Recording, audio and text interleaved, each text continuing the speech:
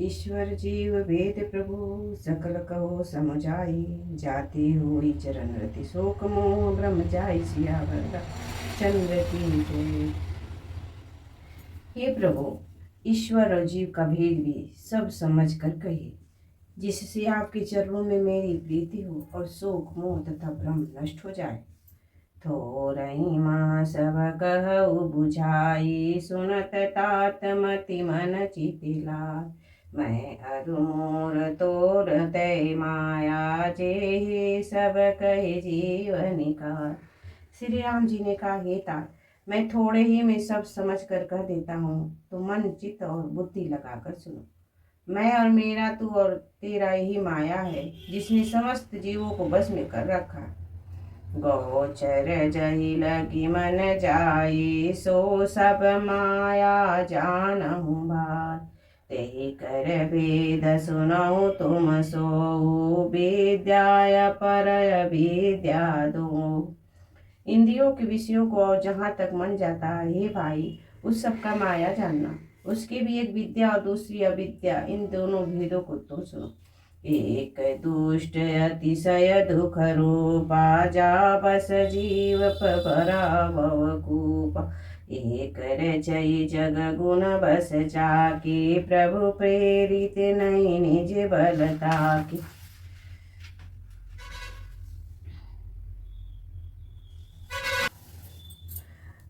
वचन कर्म मन मोरी गति। भंजन करे निष्काम तिनके हृदय कमल मऊ। करहु सदा विश्राम सियावर रामचंद्र की जय। जिस कर्म वचन और मन से मेरी ही गति है और निष्काम भाव से मेरा भजन करते हैं, उनके हृदय कमल में सदा विश्राम किया करता हूँ। भगति जोग सुनि अति सुख पावा। लक्ष्मण प्रभु चरण सिरुना। यही विधि गए कुछ दिन बीती। कहत विराग ज्ञान गुण नीति। इस भक्ति योग को सुनकर लक्ष्मण जी ने अत्यंत सुख पाया और उन्होंने प्रभु श्री रामचंद्र जी के चरणों में शीश नवाया। इस पर का वैराग ज्ञान गुण नीति कहते हुए कुछ दिन बीत गए। सुपर्णखा रावण की बहिन। दुष्ट हृदय दारुण जसया नहीं। पंचवटी सो गए एक बारा। देखी विकल भय जुगल कुमारा। सुपर्णखा नामक रावण की एक बहन थी, जो नागिन के समान भयानक और दुष्ट हृदय की थी। वह एक बार पंचवटी में गई और दोनों राजकुमारों को देखकर विकल काम से पीड़ित हो गई। भ्राता पिता पुत्र उर्गारी। पुरुष मनोहर निरखत नारी। होई विकल सकमान नयन रोकी। जिमि रवि मणि द्रव रवहि बिलोकी। काकभूषुंडी जी कहते, हे गरुड़ जी, सुपर्णखा जैसी राजसी धर्म ज्ञान शून्य काम धाम में स्त्री मनोहर पुरुष को देखकर चाहे वह भाई पिता पुत्र ही हो, विकल हो जाती हैं और मन को नहीं रोक सकती। जैसी सूर्यकांत मणि सूर्य को देखकर द्रवित हो जाती है, ज्वाला से पिघल जाती है। रुचि रूप धरि प्रभु पहि जाई। बोली बचन बहुत मुस्काई। तुम सम पुरुष नमो सम नारी। यह संजोग विधि रचा विचारी। वह सुंदर रूप धरकर प्रभु के पास जाकर बहुत मुस्कुराकर वचन बोली, न तो तुम्हारे समान कोई पुरुष है, न मेरे सामने समान स्त्री। विधाता ने यह संयोग जोड़ा बहुत विचार कर रचा है। मामयन रूप पुरुष जग माही। देखऊ खोजी लोग तिहु नाही। ताते अब लगी रहु कुमारी। मनुमाना कुछ तुम ही निहारी। मेरे योग पुरुष वर जगत भर में नहीं है। मैंने तीनों लोगों को खोज देखा, इसी में से अब तक तुम्हारी अविवाहित रहे। अब तुमको देखकर मैंने कुछ माना चित ठहराया है। सीतई चितई कही प्रभु बाताय। कुवार मोर लघु भ्रात। गई लक्ष्मण रिप भगनी जानी। प्रभु बिलो की बोले मृदु बानी। सीता जी की ओर देखकर प्रभु श्री रामचंद्र जी ने यह बात कही कि मेरा छोटा भाई कुमार है। तब वो लक्ष्मण जी के पास गए, लक्ष्मण जी उस शत्रु की बहन समझकर और प्रभु की ओर देखकर कोमल बाड़ी से बोले, सुंदरी सुन मैं उन कर दासा, पराधीन नहीं चो तोर सुपासा। प्रभु समर्थ कौशलपुर राजा, जो कुछ करहि नहीं सब छाजा।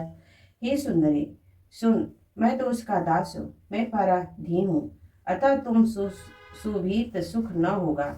प्रभु समर्थ हैं, कौशलपुर के राजा हैं, वे जो कुछ करे उन्हें सब फबता है। सेवक सुख जमान भिखारी, व्यसनी धन शुभ गति अभिचारी।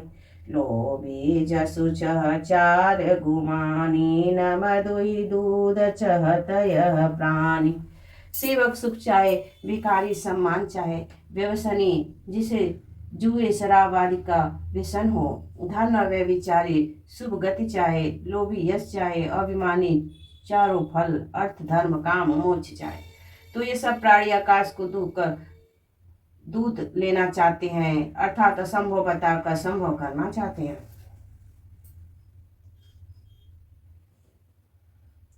पुनि फिरी राम निकट सोआई, प्रभु लक्ष्मण परि बहुरी पठाय। लक्ष्मण का तो ही सुबरई, जो तृण जोरी लाज पर हराय। वह लौटकर फिर श्री राम जी के पास आए। प्रभु ने फिर उसे लक्ष्मण के पास भेज दिया। लक्ष्मण जी ने कहा, तुम्हें वही बरसेगा जो लज्जा की दृढ़ तोड़कर अर्थात प्रतिज्ञा करके त्याग देगा, अर्थात जो निपट निर्लज्ज होगा। तब खिसियानी राम पई गई, रूप भयंकर प्रगटत भई। सीतहि संबदे की रघुराई, कहाय अनुज सन शयन बुझाई। तब वो खिसियाई हुई क्रोध होकर श्री राम जी के पास गई और उसके पास भयंकर रूप प्रकट किया। सीता जी को भयभीत देखकर श्री रघुनाथ जी ने लक्ष्मण जी को इशारा देकर कहा, लक्ष्मण अति लागौ सो नाक कान बिनु कीनी, ताके कर रावण क मनो चुनौती दीन। सियावर रामचंद्र की जय।